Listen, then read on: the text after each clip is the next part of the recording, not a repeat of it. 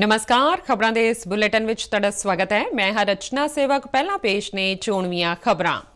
प्रधानमंत्री नरेंद्र मोदी अज नवी दिल्ली के प्रगति मैदान में अंतरराष्ट्रीय प्रदर्शनी कम कन्वेंशन सेंटर कंपलैक्स राष्ट्र नूं करनगे समर्पित। गृह मंत्री अमित शाह ने संसद के दोहां सदनां विच विरोधी धिर दे नेतावां नूं पत्र लिख के मणिपुर मुद्दे ते चर्चा विच सहयोग की अपील की।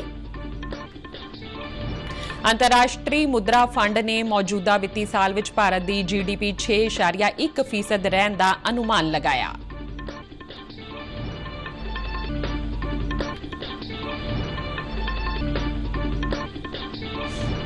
देश अज कारगिल विजय दिवस मना रहा है। लद्दाख के दरास विच आयोजित समारोह विच सेना मुखी जनरल मनोज पांडे अते होर सीनियर सैनिक अधिकारियों ने शहीदां नूं कीती श्रद्धांजलि भेंट। पंजाब सरकार वालों लोकां नूं बेहतर ट्रांसपोर्ट सेवावां मुहैया करवाउण लई वड्डे शहरां विच शटल बस सेवा शुरू करन दा फैसला। ते हुण खबरां विस्तार नाल। प्रधानमंत्री नरेंद्र मोदी अज नवी दिल्ली के प्रगति मैदान विच अंतरराष्ट्रीय प्रदर्शनी कन्वेंशन सेंटर कंपलैक्स राष्ट्र नूं समर्पित करनगे। 123 एकड़ रकबे विच 2700 करोड़ रुपए की लागत नाल इस कंपलैक्स नूं भारत के सब तो वड्डे सम्मेलन अते प्रदर्शनी केंद्र वजों विकसित किया गया है। इस विच सम्मेलन केंद्र, प्रदर्शनी हॉल अते एम्फी थिएटर समेत कई अति आधुनिक सहूलतां शामिल ने। कन्वेंशन सेंटर नूं प्रगति मैदान कंपलैक्स के केंद्र जो विकसित किया गया अते इस दे शानदार बहुमंतवी हॉल अते प्लैनरी हॉल की संयुक्त समर्था 7000 लोगों के बैठन दी है, जो आस्ट्रेलिया के मशहूर सिडनी ओपेरा हाउस विच बैठन की समर्था तो वध है। इस दा शानदार एम्फी थिएटर 3000 व्यक्तियों के बैठन की समर्था वाला है।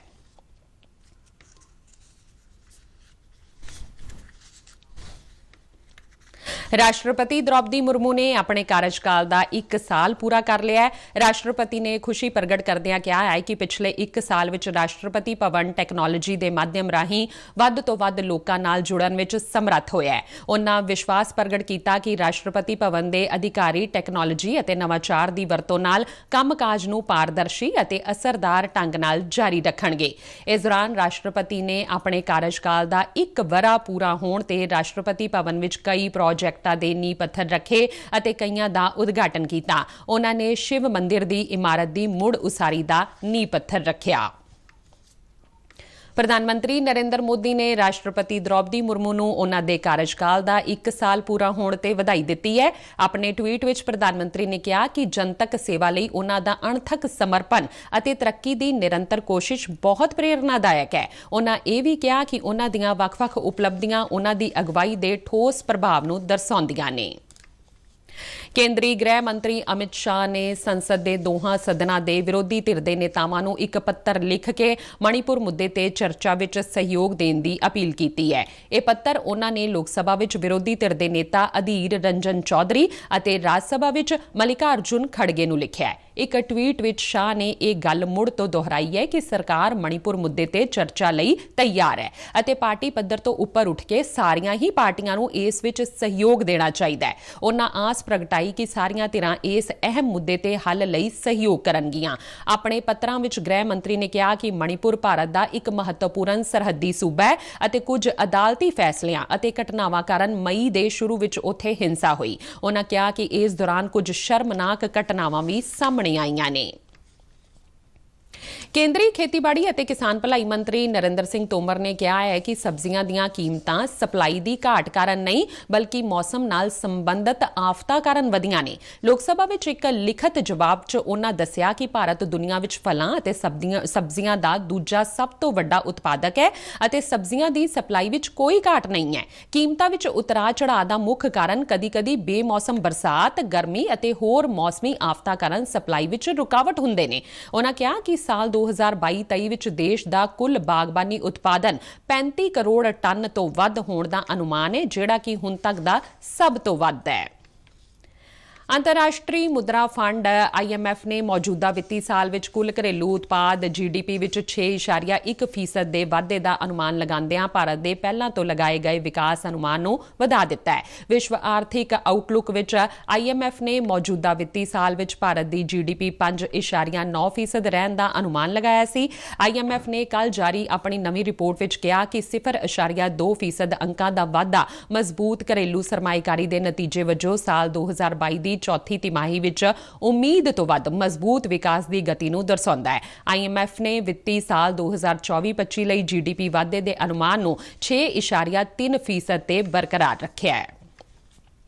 ਕੇਂਦਰ ਸਰਕਾਰ ਨੇ ਸਪਸ਼ਟ ਕੀਤਾ ਕਿ ਕੇਂਦਰੀ ਕਰਮਚਾਰੀਆਂ ਲਈ 8ਵਾਂ ਤਨਖਾਹ ਕਮਿਸ਼ਨ ਗਠਿਤ ਕਰਨ ਦੀ ਕੋਈ ਯੋਜਨਾ ਨਹੀਂ ਹੈ। ਕੇਂਦਰੀ ਵਿੱਤ ਰਾਜ ਮੰਤਰੀ ਪੰਕਜ ਚੌਧਰੀ ਨੇ ਰਾਜ ਸਭਾ ਵਿੱਚ ਇੱਕ ਲਿਖਤੀ ਜਵਾਬ ਵਿੱਚ ਇਹ ਜਾਣਕਾਰੀ ਦਿੱਤੀ। ਦੇਸ਼ ਅੱਜ ਕਾਰਗਿਲ ਵਿਜੇ ਦਿਵਸ ਮਨਾ ਰਿਹਾ ਹੈ। ਹਰ ਸਾਲ 26 ਜੁਲਾਈ ਨੂੰ ਇਹ ਦਿਵਸ 1999 ਵਿੱਚ ਹੋਈ ਕਾਰਗਿਲ ਦੀ ਜੰਗ ਦੌਰਾਨ ਸ਼ਹੀਦ ਹੋਏ ਭਾਰਤੀ ਸੈਨਿਕਾਂ ਦੀ ਬਹਾਦੁਰੀ ਨੂੰ ਯਾਦ ਕਰਨ ਅਤੇ ਉਨ੍ਹਾਂ ਨੂੰ ਸ਼ਰਧਾਂਜਲੀ ਦੇਣ ਲਈ ਮਨਾਇਆ ਜਾਂਦਾ ਹੈ। ਭਾਰਤੀ ਸੈਨਾ ਵੱਲੋਂ ਜੰਮੂ ਕਸ਼ਮੀਰ ਦੇ ਕਾਰਗਿਲ ਸੈਕਟਰ ਵਿੱਚ ਪਾਕਿਸਤਾਨ ਵਿਰੁੱਧ ਲੜਾਈ ਆਪਰੇਸ਼ਨ ਵਿਜੇ ਹੇਠ ਲੜੀ ਗਈ ਸੀ। ਭਾਰਤੀ ਸੈਨਿਕਾਂ ਨੇ 26 ਜੁਲਾਈ ਨੂੰ 3 ਮਹੀਨੇ ਦੀ ਲੰਬੀ ਹਥਿਆਰਬੰਦ ਲੜਾਈ ਤੋਂ ਬਾਅਦ ਪਾਕਿਸਤਾਨੀ ਰੇਂਜਰਾਂ ਤੇ ਜਿੱਤ ਹਾਸਲ ਕੀਤੀ ਸੀ। ਇਸ ਲੜਾਈ ਵਿੱਚ ਭਾਰਤ ਦੇ 559 ਸੈਨਿਕ ਸ਼ਹੀਦ ਹੋ ਗਏ ਸਨ। ਇਸ ਸਬੰਧ ਵਿੱਚ 2 ਰੋਜ਼ਾ ਕਾਰਗਿਲ ਵਿਜੇ ਦਿਵਸ ਸਮਾਰੋਹ ਬੀਤੇ ਦਿਨ ਲੱਦਾਖ ਦੇ ਦਰਾਸ ਵਿੱਚ ਸ਼ੁਰੂ ਹੋਇਆ, ਜਿਸ ਵਿੱਚ ਜੰਗੀ ਨਾਇਕਾਂ ਅਤੇ ਸ਼ਹੀਦ ਸੈਨਿਕਾਂ ਦੇ ਪਰਿਵਾਰਾਂ ਨੇ ਬਹਾਦਰ ਜਵਾਨਾਂ ਨੂੰ ਯਾਦ ਕੀਤਾ।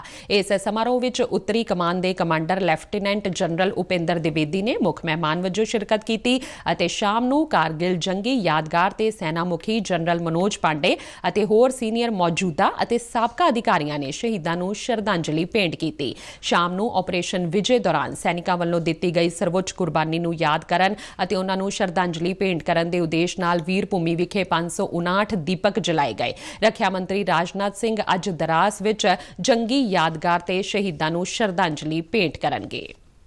ਪੰਜਾਬ ਸਰਕਾਰ ਨੇ ਸੂਬੇ ਵਿੱਚ ਪੰਜਾਬ ਦੇ ਵੱਡੇ ਸ਼ਹਿਰਾਂ ਵਿੱਚ ਸ਼ਟਲ ਬੱਸ ਸੇਵਾ ਸ਼ੁਰੂ ਕਰਨ ਦਾ ਫੈਸਲਾ ਕੀਤਾ ਹੈ। ਮੁੱਖ ਮੰਤਰੀ ਭਗਵੰਤ ਮਾਨ ਦੀ ਪ੍ਰਧਾਨਗੀ ਹੇਠ ਚੰਡੀਗੜ੍ਹ ਵਿੱਚ ਹੋਈ ਇੱਕ ਮੀਟਿੰਗ ਵਿੱਚ ਉਨ੍ਹਾਂ ਕਿਹਾ ਕਿ ਇਹ ਸ਼ਟਲ ਬੱਸ ਸੇਵਾ ਲੋਕਾਂ ਨੂੰ ਮਿਆਰੀ ਜਨਤਕ ਟਰਾਂਸਪੋਰਟ ਮੁਹੱਈਆ ਕਰਵਾਏਗੀ। ਉਨ੍ਹਾਂ ਕਿਹਾ ਕਿ ਇਹ ਬੱਸ ਸੇਵਾ ਪਾਇਲਟ ਪ੍ਰੋਜੈਕਟ ਵਜੋਂ ਮੋਹਾਲੀ ਤੋਂ ਸ਼ੁਰੂ ਕੀਤੀ ਜਾਵੇਗੀ ਅਤੇ ਬਾਅਦ ਵਿੱਚ ਹੋਰ ਵੱਡੇ ਸ਼ਹਿਰਾਂ ਅਤੇ ਕਸਬਿਆਂ ਵਿੱਚ ਚਲਾਈ ਜਾਵੇਗੀ। ਮੁੱਖ ਮੰਤਰੀ ਨੇ ਕਿਹਾ ਕਿ ਇਸ ਕਦਮ ਨਾਲ ਲੋਕਾਂ ਨੂੰ ਜਨਤਕ ਟਰਾਂਸਪੋਰਟ ਲਈ ਬਿਹਤਰੀਨ ਸਹੂਲਤਾਂ ਮੁਹੱਈਆ ਹੋਣਗੀਆਂ ਅਤੇ ਸ਼ਹਿਰਾਂ ਵਿੱਚ ਆਵਾਜਾਈ ਦੀ ਸਮੱਸਿਆ ਹੱਲ ਕਰਨ ਵਿੱਚ ਮਦਦ ਮਿਲੇਗੀ। ਉਨ੍ਹਾਂ ਕਿਹਾ ਕਿ ਇਸ ਤੋਂ ਇਲਾਵਾ ਵਾਤਾਵਰਣ ਪ੍ਰਦੂਸ਼ਣ ਦੀ ਸਮੱਸਿਆ ਅਤੇ ਤੇਲ ਦੀ ਖਪਤ ਵੀ ਘਟੇਗੀ। ਮੀਟਿੰਗ ਵਿੱਚ ਟਰਾਂਸਪੋਰਟ ਮੰਤਰੀ ਲਾਲਜੀਤ ਸਿੰਘ ਭੁੱਲਰ ਵੀ ਮੌਜੂਦ ਸਨ। ਪੰਜਾਬ ਸਰਕਾਰ ਨੇ ਚੰਡੀਗੜ੍ਹ ਵਿਖੇ ਸਥਿਤ ਪੰਜਾਬ ਯੂਨੀਵਰਸਿਟੀ ਵਿੱਚ ਲੜਕੀਆਂ ਦੇ ਹੋਸਟਲ ਦੇ ਵਿਸਥਾਰ ਅਤੇ ਉਨ੍ਹਾਂ ਲਈ ਨਵੇਂ ਹੋਸਟਲ ਦੀ ਉਸਾਰੀ ਲਈ 49 ਕਰੋੜ ਰੁਪਏ ਦੀ ਰਕਮ ਜਾਰੀ ਕਰਨ ਦਾ ਫੈਸਲਾ ਕੀਤਾ ਹੈ। ਇੱਕ ਸਰਕਾਰੀ ਬੁਲਾਰੇ ਨੇ ਚੰਡੀਗੜ੍ਹ ਵਿੱਚ ਦੱਸਿਆ ਕਿ ਮੁੱਖ ਮੰਤਰੀ ਭਗਵੰਤ ਮਾਨ ਨੇ ਪੰਜਾਬ ਯੂਨੀਵਰਸਿਟੀ ਦੇ ਦੌਰੇ ਦੌਰਾਨ ਕਿਹਾ ਕਿ ਲੜਕੀਆਂ ਦੇ ਪਹਿਲਾਂ ਤੋਂ ਬਣੇ 2 ਮੰਜ਼ਿਲਾ ਹੋਸਟਲ ਉੱਪਰ 5 ਹੋਰ ਮੰਜ਼ਿਲਾਂ ਦਾ ਨਿਰਮਾਣ ਕੀਤਾ ਜਾਵੇਗਾ ਅਤੇ ਉਨ੍ਹਾਂ ਲਈ ਇੱਕ ਹੋਰ 6 ਮੰਜ਼ਿਲਾ ਨਵੇਂ ਹੋਸਟਲ ਦੀ ਉਸਾਰੀ ਵੀ ਕੀਤੀ ਜਾਵੇਗੀ। ਮੁੱਖ ਮੰਤਰੀ ਨੇ ਕਿਹਾ ਕਿ ਉਨ੍ਹਾਂ ਦੀ ਸਰਕਾਰ ਯੂਨੀਵਰਸਿਟੀ ਦੇ ਸਮੁੱਚੇ ਵਿਕਾਸ ਲਈ ਵਚਨਬੱਧ ਹੈ, ਕਿਉਂ ਜੋ ਸੂਬੇ ਦੇ 175 ਕਾਲਜ ਇਸ ਯੂਨੀਵਰਸਿਟੀ ਤੋਂ ਮਾਨਤਾ ਪ੍ਰਾਪਤ ਨੇ। ਰਾਸ਼ਟਰੀ ਸਿੱਖਿਆ ਨੀਤੀ 2020 ਦੀ ਤੀਜੀ ਵਰ੍ਹੇਗੰਢ ਦੇ ਮੌਕੇ ਤੇ ਜਲੰਧਰ ਵਿੱਚ ਡਾਕਟਰ BR ਅੰਬੇਡਕਰ ਰਾਸ਼ਟਰੀ ਟੈਕਨੋਲੋਜੀ ਸੰਸਥਾਨ ਵਿੱਚ ਇੱਕ ਪੱਤਰਕਾਰ ਕਾਨਫਰੰਸ ਦਾ ਆਯੋਜਨ ਕੀਤਾ ਗਿਆ। ਇਸ ਕਾਨਫਰੰਸ ਵਿੱਚ ਪੰਜਾਬ ਕੇਂਦਰੀ ਯੂਨੀਵਰਸਿਟੀ ਬਠਿੰਡਾ ਦੇ ਉਪ ਕੁਲਪਤੀ professor RP Tiwari, IIM Amritsar ਦੇ ਨਿਦੇਸ਼ਕ ਪ੍ਰੋਫੈਸਰ ਨਾਗਰਾਜਨ ਰਾਮਮੂਰਤੀ, IIT ਰੋਪੜ ਦੇ PG ਸਟੱਡੀਜ਼ ਬਾਰੇ dean professor Rakesh Kumar Maurya, AIIMS Bathinda ਦੇ ਡੀਨ ਅਤੇ ਕਾਰਜਵਾਹਕ ਨਿਦੇਸ਼ਕ ਪ੍ਰੋਫੈਸਰ ਅਖਿਲੇਸ਼ ਪਾਠਕ, NIT ਜਲੰਧਰ ਦੇ ਨਿਦੇਸ਼ਕ ਪ੍ਰੋਫੈਸਰ ਵਿਨੋਦ ਕੁਮਾਰ ਕਨੌਜੀਆ ਅਤੇ PIB ਚੰਡੀਗੜ੍ਹ ਦੇ ADG ਰਾਜਿੰਦਰ ਚੌਧਰੀ ਸ਼ਾਮਿਲ ਸਨ।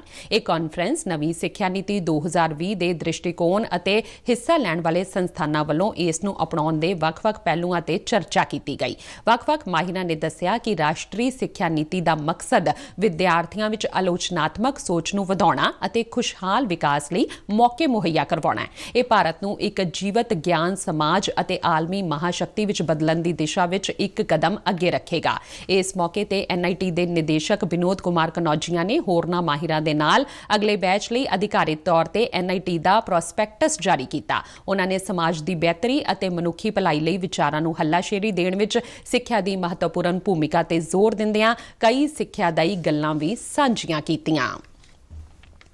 ਪੰਜਾਬ ਵਿੱਚ ਪਿਛਲੇ ਦਿਨੀ ਆਏ ਹੜ੍ਹਾਂ ਕਾਰਨ ਪ੍ਰਭਾਵਿਤ ਵਿਅਕਤੀਆਂ ਨੂੰ ਰਾਹਤ ਦੇਣ ਦਾ ਕੰਮ ਲਗਾਤਾਰ ਜਾਰੀ ਹੈ। ਇੱਕ ਸਰਕਾਰੀ ਬੁਲਾਰੇ ਨੇ ਚੰਡੀਗੜ੍ਹ ਵਿੱਚ ਦੱਸਿਆ ਕਿ ਮੁੱਖ ਮੰਤਰੀ ਦੇ ਨਿਰਦੇਸ਼ਾਂ ਤੇ ਸੂਬੇ ਵਿੱਚ ਰਾਹਤ ਕਾਰਜ ਤੇਜ਼ ਕੀਤੇ ਗਏ ਨੇ ਅਤੇ ਹੁਣ ਤੱਕ 27,286 ਵਿਅਕਤੀਆਂ ਨੂੰ ਸੁਰੱਖਿਅਤ ਥਾਵਾਂ ਤੇ ਪਹੁੰਚਾਇਆ ਗਿਆ ਹੈ।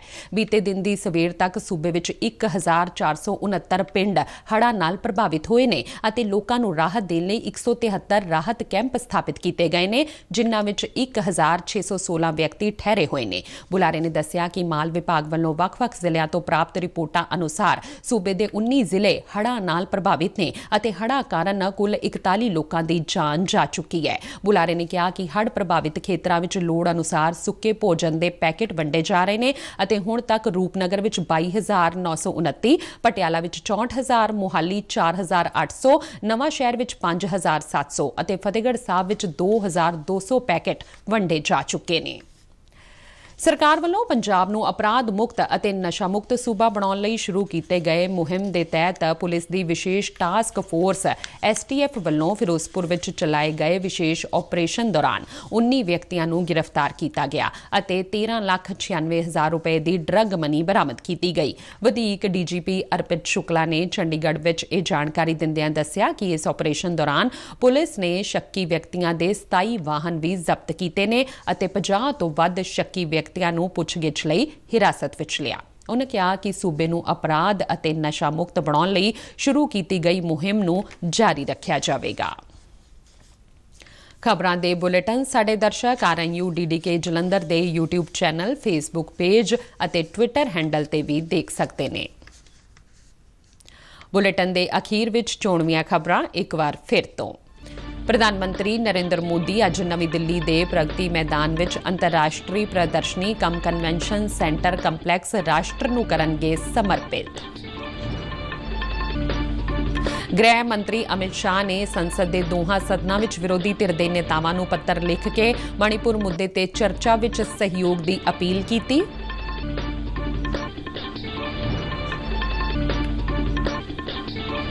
ਅੰਤਰਰਾਸ਼ਟਰੀ ਮੁਦਰਾ ਫੰਡ ਨੇ ਮੌਜੂਦਾ ਵਿੱਤੀ ਸਾਲ ਵਿੱਚ ਭਾਰਤ ਦੀ GDP 6.1% ਰਹਿਣ ਦਾ ਅਨੁਮਾਨ ਲਗਾਇਆ।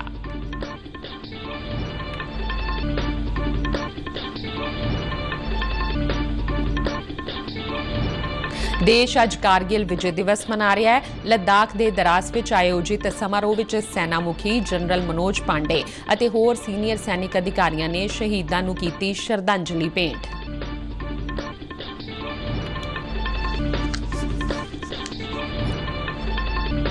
ਪੰਜਾਬ ਸਰਕਾਰ ਵੱਲੋਂ ਲੋਕਾਂ ਨੂੰ ਬਿਹਤਰ ਟਰਾਂਸਪੋਰਟ ਸੇਵਾਵਾਂ ਮੁਹੱਈਆ ਕਰਵਾਉਣ ਲਈ ਵੱਡੇ ਸ਼ਹਿਰਾਂ ਵਿੱਚ ਸ਼ਟਲ ਬੱਸ ਸੇਵਾ ਸ਼ੁਰੂ ਕਰਨ ਦਾ ਫੈਸਲਾ।